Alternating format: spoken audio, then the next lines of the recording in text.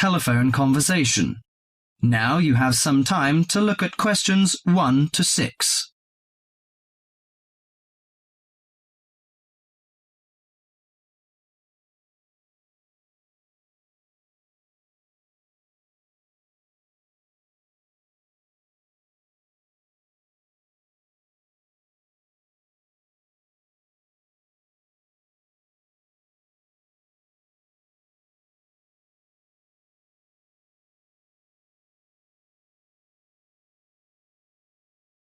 Listen to the conversation and answer questions 1 to 6. Good morning, Country Comfort Albury. Oh, hi. I'd like some information, please. I'd like to find a double room to stay for the weekend. What kind of rooms do you have? Well, we provide a variety range of accommodation depending upon your likes. The guest house room costs $45 per night. It provides air conditioning and shower, and a waterfront room costs $80 per night. It has got its own balcony overlooking the foreshore of the lake. We've got a kid. How do you charge for children? Extra bedding is available if you require that. If the kid is aged 12 and below, the cost is $10 per night for the guest house room and $15 for the waterfront room. Do you have a swimming pool, tennis court, or something like that? Yes, we've got a swimming pool, which is free for all the guests. But the tennis court charges $8 each hour, including the rent of rackets. How about other facilities? We provide free off-street car parking and internet access. We also installed in-house movies, but that costs $4 per hour. Oh, we don't think we need that, because of the kid, you know. We don't want him to see movies on the weekend. Well, we also offer ironing equipment in the room. That's useful, I think.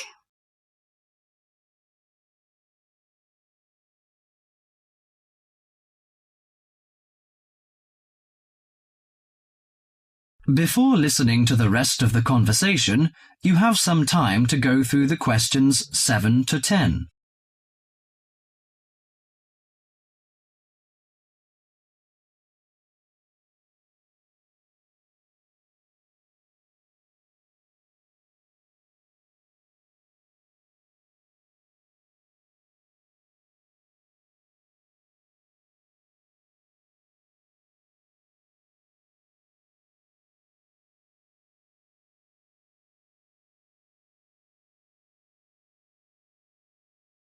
Now listen to the last part of the conversation and answer questions 7 to 10.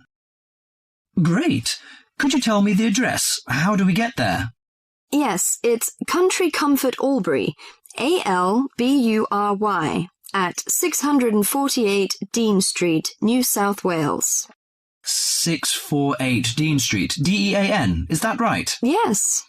Well, I wonder what activities are available there in this season. You know, we want to have an indulgent weekend in the boring winter. Oh, you'll not get bored here. You know, Albury is the perfect base for alpine skiing. Besides that, winter's frosty alpine air encourages walks through mist-laden valleys.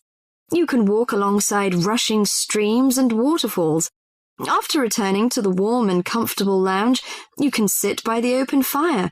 I think this is the ideal time of year to nourish your body at the Salus Spa. The idea of skiing doesn't appeal to me very much, but it sounds good to have a relaxing walk through the valleys. Maybe after that, I'll have a massage and some soaking in the spa. And you know, this hotel is perfectly located in a quiet position off the main highway in central Albury. It's within walking distance of licensed clubs, restaurants, shops, and the central business district. It's known for its excellent cuisine and warm Australian hospitality. Good. It's a good idea to taste the tasty dishes in one of the restaurants. My wife may be interested in shopping. She's always keen on that. I think I'll contact you later. Thank you very much. That is the end of section 1.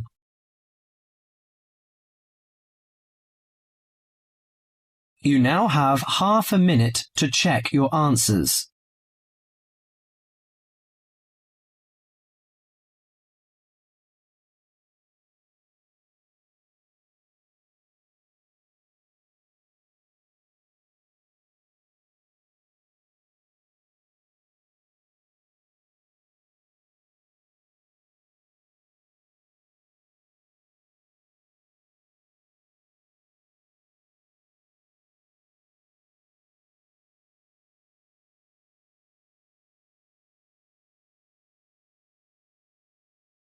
Section 2.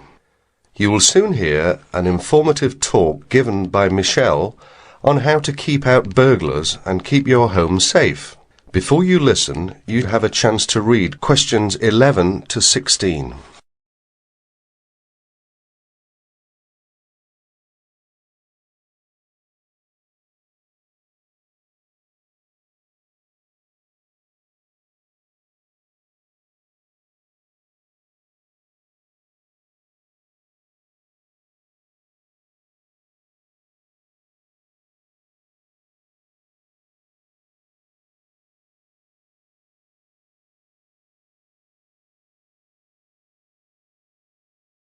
As you listen to the first part of the talk, answer questions 11 to 16.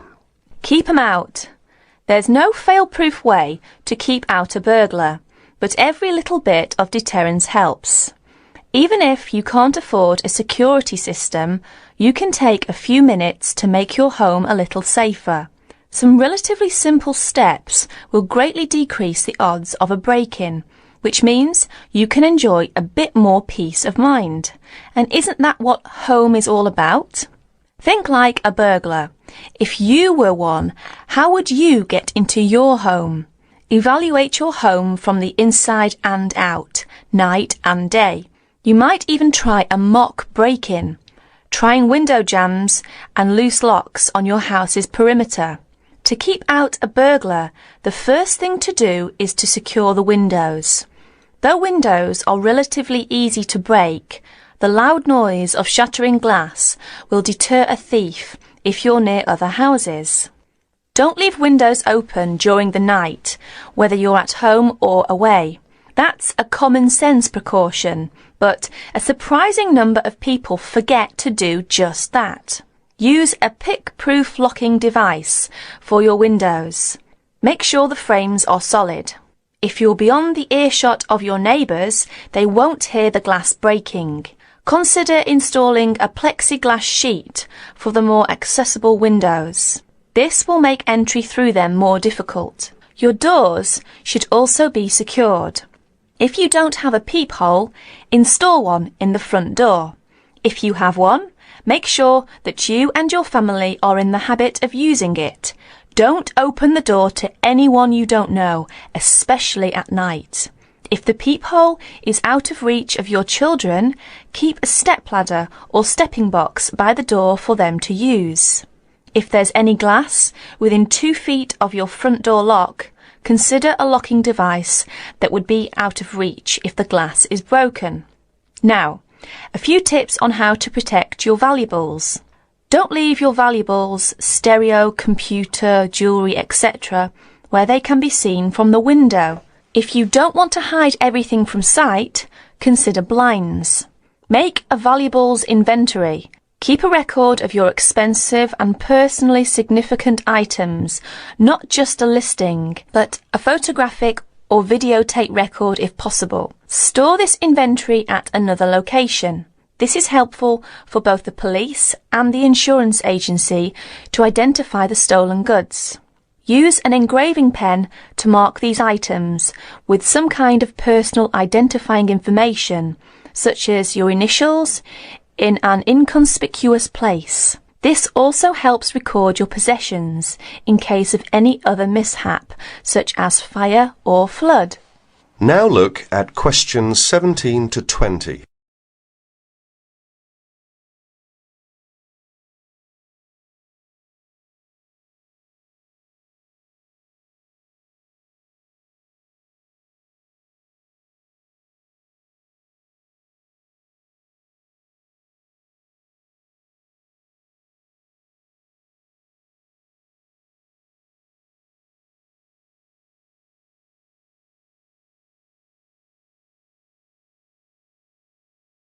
As the talk continues, answer questions 17 to 20.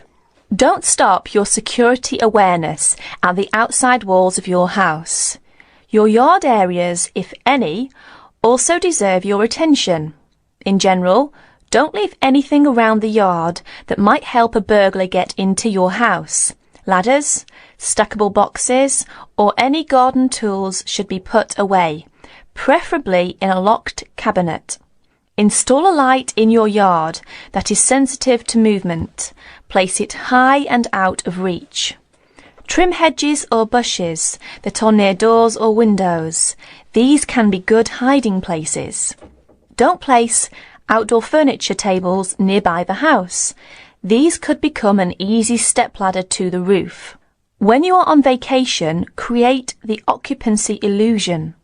Maybe you laughed at your mother for leaving the lights on and the radio playing while she left for vacation, but she had the right idea. Those steps aren't quite enough, so try these strategies. Buy electronic timers that turn lights on and off at different times. Hook up a timer to your TV for a few hours each evening. Turn up the volume too. Not enough to annoy the neighbours, just enough that a lurker at the windowsill couldn't miss hearing it. Have your newspaper and mail delivery suspended. If you don't have time to do this, ask a neighbour to pick them up for you. Ask a neighbour to park in your driveway or parking place. Think about having someone house sit your home. If it's a relative or friend, it may cost you no more than the contents of your refrigerator. You can also find professional house sitters or house sitting services that find someone to stay while you're away. Leave your shades as they are normally, or at least don't close up everyone. One sign of a vacant house is closed shades during the day. Lock your garage door with a padlock.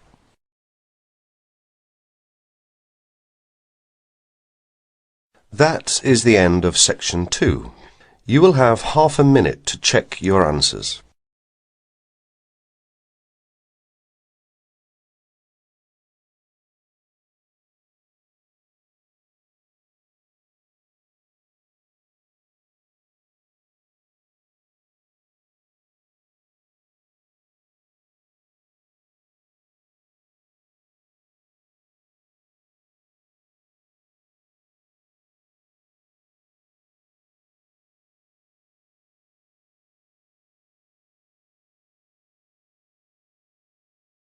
Section 3. Mr. Jackson, who feels that he is physically unfit, is consulting with his doctor about his health condition. Before you listen to their conversation, you have a chance to read questions 21 to 24.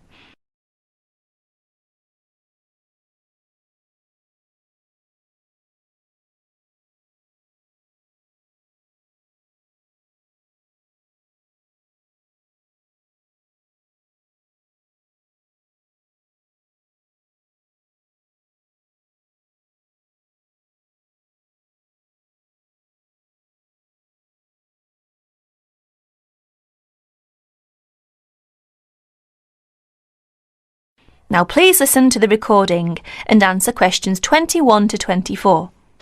Well, Mr. Jackson, the first and important thing I have to tell you is that there is really nothing seriously wrong with you. Physically, that is. My very thorough re-examination and the analyst's report show that basically you are very fit. Yes, very fit. So, why is it, Doctor, that I'm always so nervy, tense, ready to jump on anybody? My wife, children, colleagues. I think your condition has a lot to do with, shall we call it, way of life, habits? Way of life? Habits? Yes, now tell me, Mr. Jackson, you smoke, don't you? Yes, I'm afraid I do, Doctor. And rather heavily, I imagine. Well, yes. I smoke, about 40, 50 a day, I suppose. You should do your best to stop, you know. Yes, I see. But, it won't be the first time. I've tried to give up smoking several times, but it's no good. You see, 50 a day is overdoing it, you must admit. You must cut down at least that.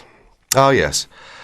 I know that when you're feeling tense, you probably feel that a cigarette relaxes you. But in the long run, I do advise you to make a real effort to quit smoking. Of course, But, well, it's easy to say give it up or cut it down, but, oh, you know. Well, in my opinion, you have no choice. Either you make a real effort or there's no real chance of your feeling better. You see, well, obviously I could prescribe some kind of tranquilizer, but would that help? I'd prefer, and I'm quite sure you'll agree, I'd prefer to see you really back to normal, not just seemingly so. And that's my reason for asking you several more questions about your other habits. Right. Now you have a chance to read questions 25 to 30.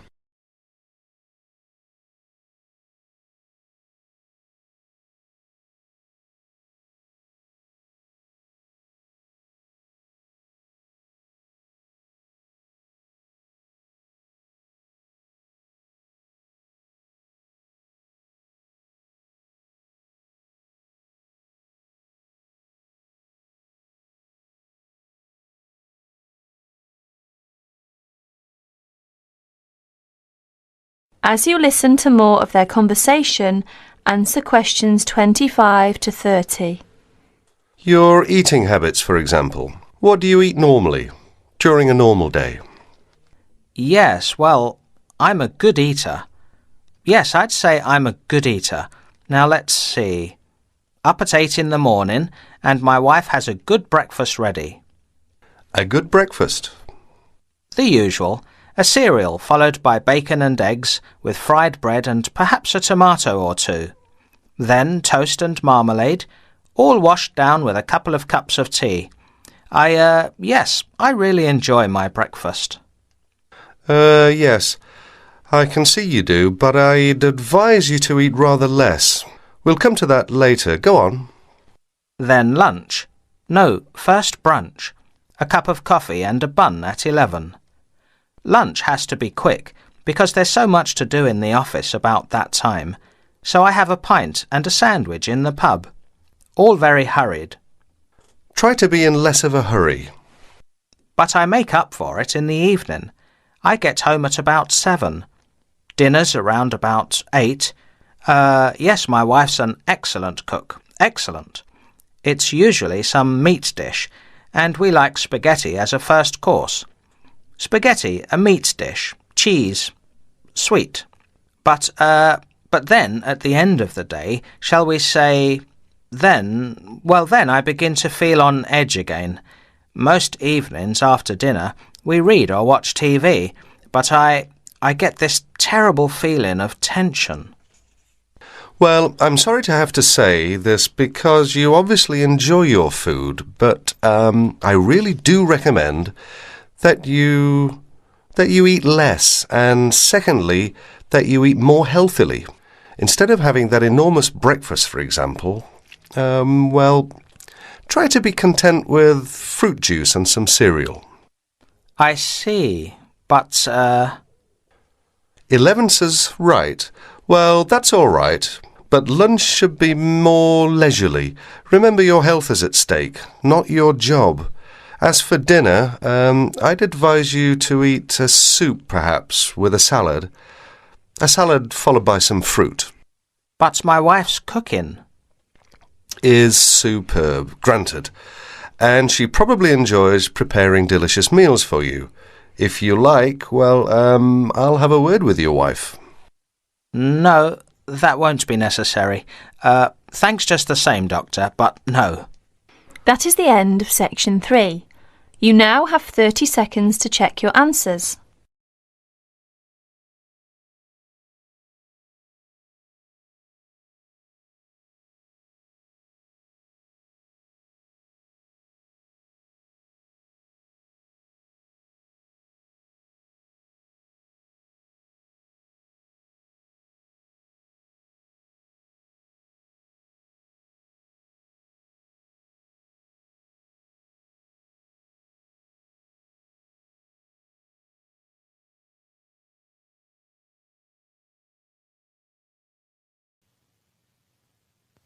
Now turn to section 4.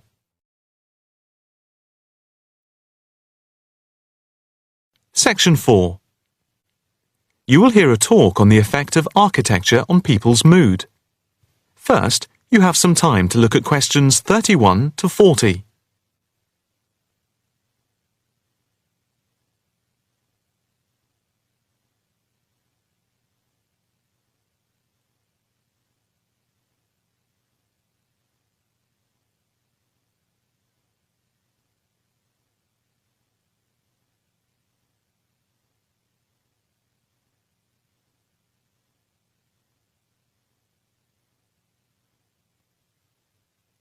Now listen carefully and answer questions 31 to 40.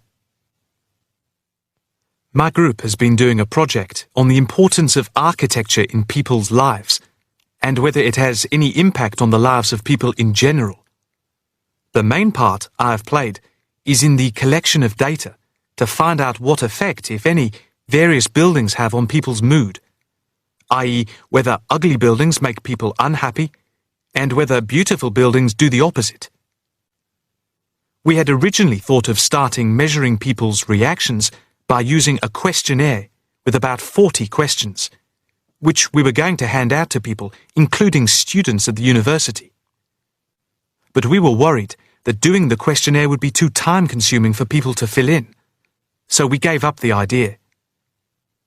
I then asked several of the postgraduate students for advice. One of them came up with the simple idea of showing people images of various buildings from different eras and styles, instead of giving out the questionnaire, and asking them to indicate how they felt on a scale of 1 to 5 about the images, where 1 was unhappy and 5 was very happy. People would also be given the option of not saying what they felt. Using the scale meant that it would be much simpler to record people's reactions. I decided to follow this advice, and so the first stage was to collect a large number of images. I used Google to print off colour images of views of houses and apartment blocks where people live, and different types of buildings where they work. I started with about 30 or 40, and then reduced them to 10 images. Media resources in the Amory building at the Judd Street branch of the university helped me produce the final images. I had them blown up to A4 size, and we used colour rather than black and white to make the detail on the images clearer. We made 5 sets of images, and for protection when handling, we pasted the images onto hard card. Then, using a machine to wrap them with plastic, we laminated the cards. 5 of us targeted different age groups. We went to a local school where we obtained permission to ask a group of teenagers between 11 and 18. We also asked a sample of the general public, including tourists from all over the world, as they exited the Tate Modern in London, what they thought. We aimed to ask people from different age groups, namely 20 to 40 and 50 and over. What our group learnt most from the project was first of all the value of teamwork. And secondly, we found that we had to appoint a leader to stop us pulling in different directions and falling apart. So this turned out to be an invaluable lesson for all of us. As to the findings, for us they proved intriguing. In the end, the sample consisted of 311 respondents. I thought initially that people wouldn't be interested in taking part. With the youngest age group, their reaction was very mixed. It was clear that the youngest group had no pattern of preference at all, as they frequently gave no reaction to the pictures. For the 20 to 40 age group, we found that they tended to score more in the middle range, around 3. We found that out of the 3 groups, the most likely to be favourably affected by the images, that is, they were more likely to score the images as 5, were those aged 50 and above.